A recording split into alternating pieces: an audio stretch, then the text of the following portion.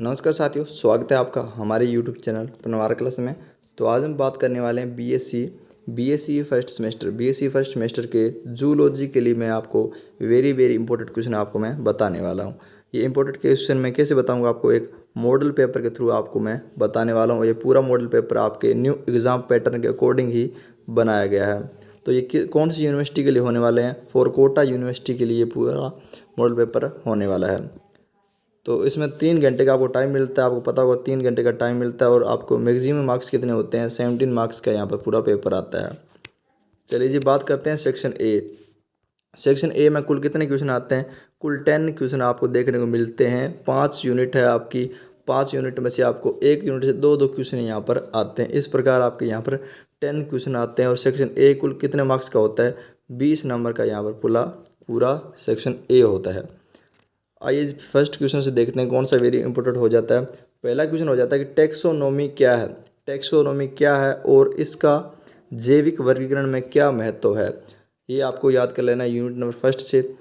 Second question इसका very important बन जाता है कि पंच जगत प्रणाली जो होती है, पंच जगत किंगडम जो किस वैज्ञानिक ने दिया था और इसके अंदर कौन कौन से किंगडम इसके अंदर आ जाते हैं? पाँचों के पाँचों आपको याद कर लेने हैं। इसकी पूरी लिस्ट आपको याद कर लेनी है। क्वेश्चन नंबर 3 है। क्वेश्चन नंबर 3 कौन सा वेरी इंपॉर्टेंट बन जाता है?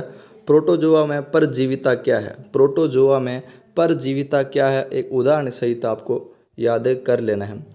क्वेश्चन नंबर 4 है आगे, कोलेट्रस और कोलेट्रस में पॉलीमॉर्फिज्म क्या होता है?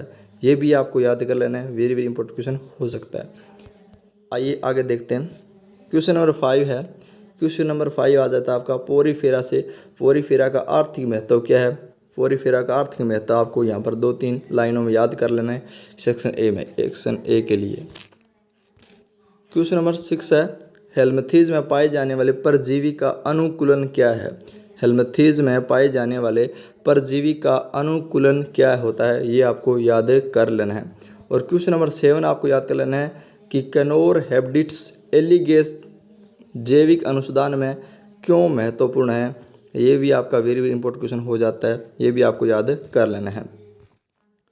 क्वेश्चन नंबर 8 है, एनेलिडा में मेटामेरिज्म क्या होता है? एनेलिडा में मेटामेरिज्म क्या होता है? ये भी वेरी इंपॉर्टेंट हो जाता है। क्वेश्चन नंबर 9 है, एकिनोडर्मेटा में जल संवहनी तंत्र की क्या भूमिका होती है? ये आपको याद कर लेना है।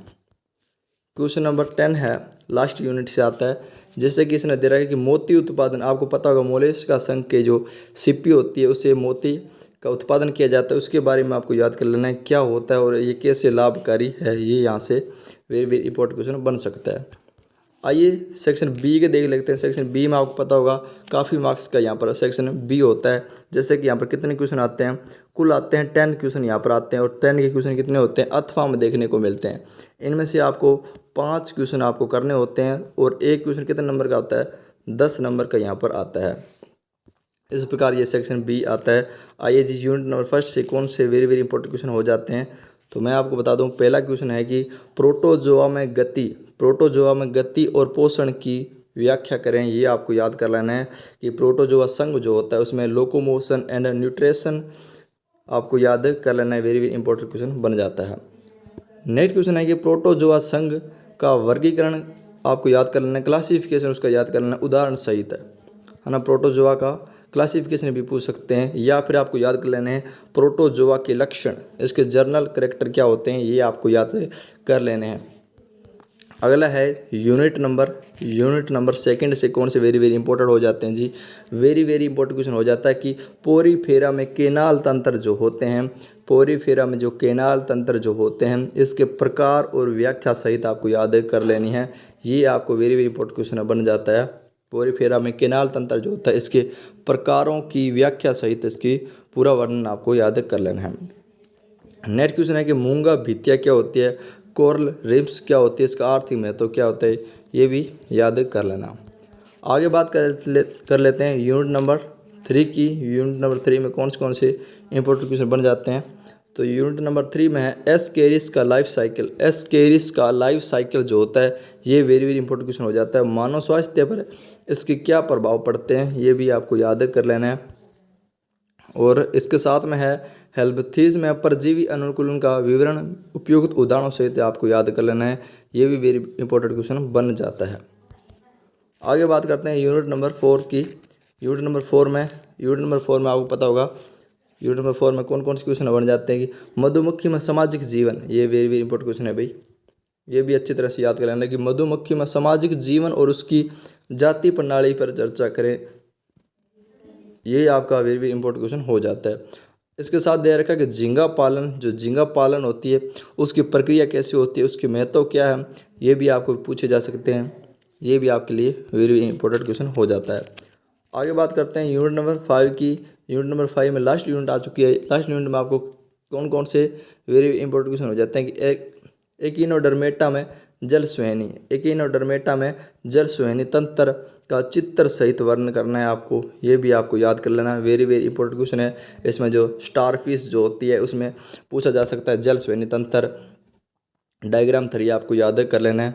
इसके साथ दे रखे कि मोलेस्का में टार्सन क्या है, मोलेस्का में टार्सन क्या है और इसमें गेस्ट्रोपोड्स का इसका क्या महत्व है, गेस्ट्रोपोड्स का इसमें क्या महत्व है, मोलेस्का संघ में ये आपको टॉर्सन क्या है ये आपको याद कर लेना है, गेस्ट्रोपोड्स में इसका क्या महत्व होता है। ये था अभी बीएससी फर्स्ट सेमेस्टर के लिए जूलॉजी का पूरा मॉडल पेपर मैंने आपको बता दिया है। आपको अच्छी तरह से याद कर लेना है। अगर आप एग्ज़ाम के लिए कुछ भी नहीं किया तो ये वेरी वेरी इंपॉर्टेंट क्वेश्चन आपके होने वाले हैं। अब मैं आपको बताता हूँ कि आपको पासिंग मार्क्स आपको कितने चाहिए होते हैं। जैसे कि आपको पता होगा 70 मार्क्स का पूरा पेपर है। 70 मार्क्स में से आपको कितने नंबर पास होने के लिए चाहिए, लगभग आपको 25 नंबर आपके आने चाहिए आपको अगर पास होना है तो। 25 नंबर प्लस आपको लेके आने होते हैं पासिंग मार्क्स के लिए। फिर थैंक यू जी, मिलते हैं कि नई वीडियो में, तब टेक केयर, ख्याल रखें। अगर आपको ये पूरे पेपर की PDF चाहिए तो मेरे टेलीग्राम चैनल को ज्वाइन कर सकते हो। और टेलीग्राम चैनल की लिंक है जो इस वीडियो के नीचे डिस्क्रिप्शन में आपको मिल जाएगी। Thank you ji.